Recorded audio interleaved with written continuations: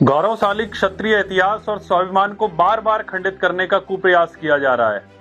देश की सर्वोच्च पंचायत संसद में एक निहायती नमूने लोकतांत्रिक व्यवस्था में पनौती एक सांसद पराक्रमी महाराणा सांगा जी को बेहद निम्न शब्दों और नीच सोच से सार्वजनिक अपमानित करता है और पूरा सदन बेशर्मी से चुप्पी साध लेता है।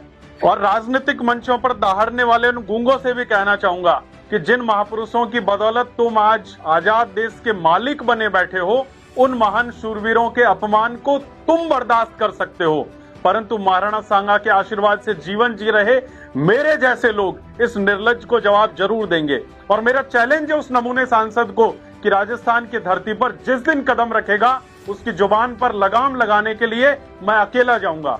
इन राजनीतिक पार्टियों और नेताओं को इनका मौन हम सब मिलकर तोड़वाएंगे। उस सांसद के खिलाफ इनको बोलने पर मजबूर कर देंगे। और कान खोलकर सुन, मैं बताता हूं कौन थे महाराणा सांगा।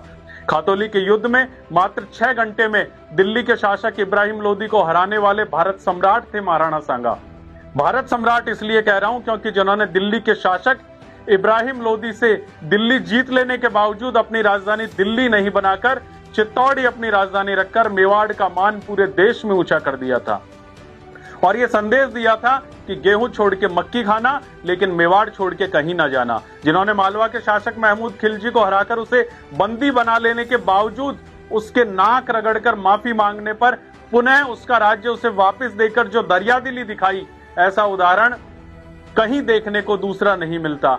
जिनके नेतृत्व में उत्तरी और पश्चिमी भारत के लगभग 110 राजाओं, जिनमें आधा दर्जन से ज्यादा मुस्लिम शासक भी शामिल थे, उन्होंने बाबर के खिलाफ मोर्चा खोला। जिनके प्रधान सेनापति थे हसन खां मेवाती और बाबर ने पत्र भिजवाया हसन खां मेवाती को कि मैं भी इस्लाम को मानने वाला, तुम भी इस्लाम को मानने वाले, इस युद्ध में हसन खान तुम मेरा साथ दो। लेकिन हसन खान मेवाती ने बाबर को प्रत्युत्तर में जो खुददार जवाब दिया वो ये था कि माना मैं भी इस्लाम को मानने वाला, माना तुम भी इस्लाम को मानने वाले, लेकिन बाबर तू मेरी मातृभूमि को लूटने के लिए आ रहा है और मेरा वादा है रणभूमि में तेरे ऊपर सबसे पहला आक्रमण ये हसन खान ही करेगा। और इतिहास गवाह है, अपने 12,000 मुस्लिम साथियों के साथ हसन खान मेवाती ने खानवा में वीरगति प्राप्त की। और तो स्पष्ट है कि महाराणा सांगा ने कभी बाबर को भारत बुलाने की कोई योजना नहीं बनाई थी। उसे न्योता तो इब्राहिम लोदी के रिश्तेदार पंजाब के गवर्नर दौलत खान ने दिया था। खानवा से पहले बयाना के युद्ध में भी महाराणा सांगा ने बाबर को बुरी तरह धूल चटाई थी। अगर महाराणा सांगा ने बाबर को बुलाया होता तो वे उसके खिलाफ वीरतापूर्वक युद्ध क्यों करते।